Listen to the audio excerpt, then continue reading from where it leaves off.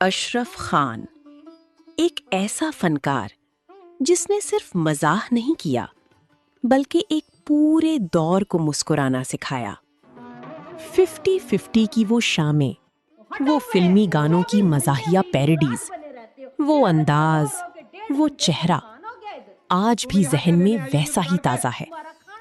ये कहानी है पीटीवी के उस फनकार की जो स्क्रीन पर आता था तो घर का माहौल और स्क्रीन का रंग ही जैसे बदल जाता था।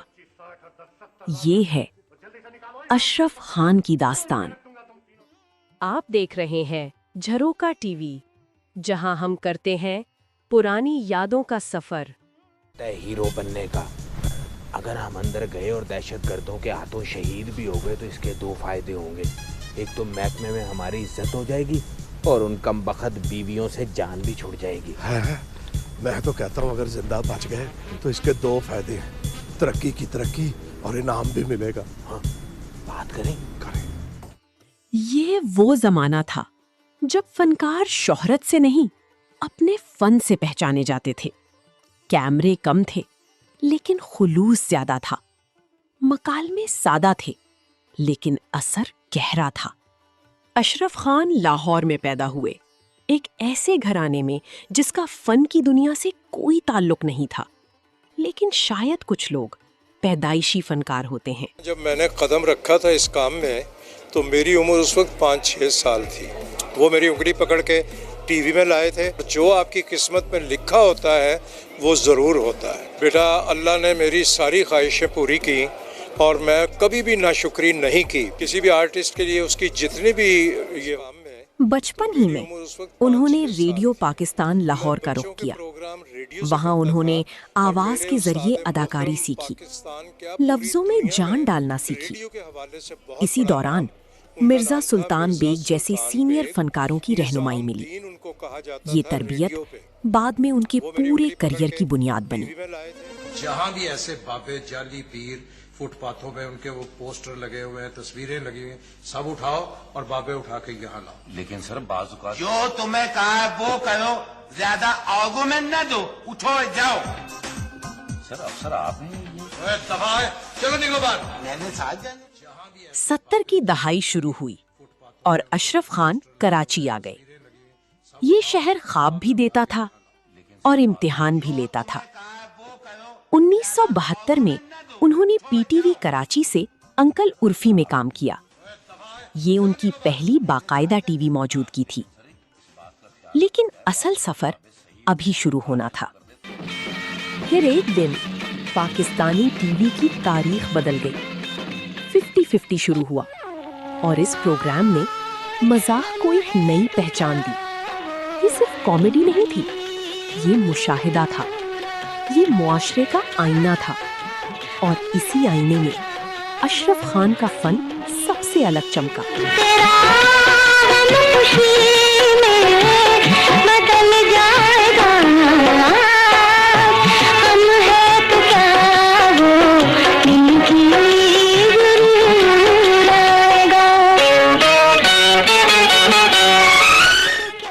खास तौर पर फिल्मी गानों की मजाहिया पैरोडीज, ये उनकी शनाख्त बन गई।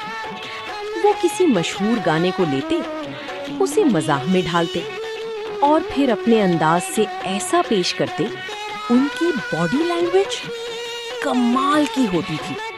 चेहरे के तासुरात एक लम्हे में बदल जाते और आवाज का उतार चढ़ाव हर लाइन को यादगार बना देता। हटो परे, 24 घंटे वही मुराद बने रहते हो। मेरा बच्चा रो रो के 1.5 घंटे से हलकान हो गया इधर। तो तुम यहाँ क्या लेने आई हो ये दुकान पे? तुम्हारा खाना लेकर आई थी। 50 दफा समझाया खाना रखा करो, सीधी कर जाया करो।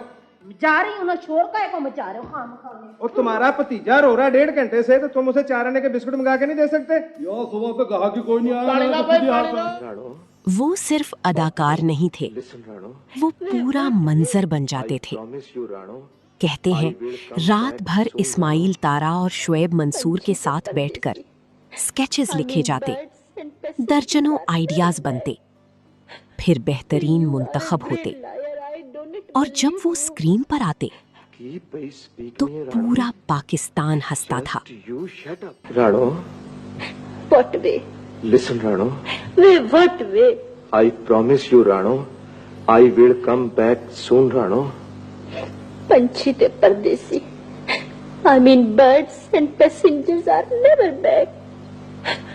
You are a great liar. I don't believe you. Keep speaking Rano, just you shut up. लोग उन्हें कॉमेडी से पहचानते थे, लेकिन अशरफ खान सिर्फ मजाहिया अदाकार नहीं थे। उनके अंदर एक मुकम्मल फनकार छुपा हुआ था। वो हर किरदार में ढल सकते हैं। जंजालपुरा में उनका अंदाज सादा भी था और जानदार भी।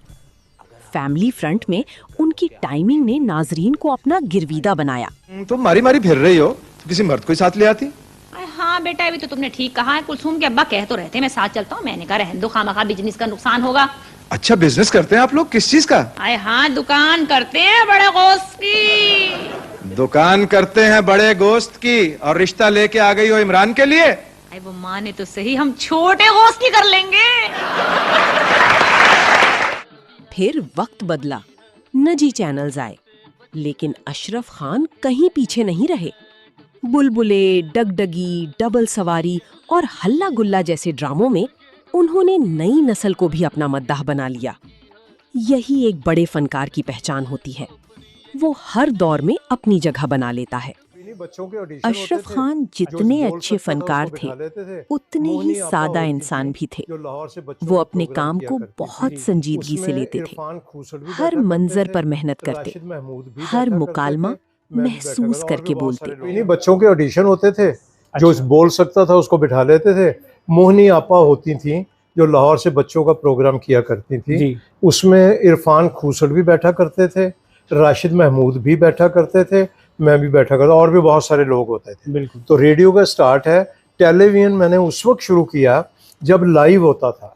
अच्छा जी, लाइव। पाकिस्तान ने भी अपने इस फनकार को फरामोश नहीं किया।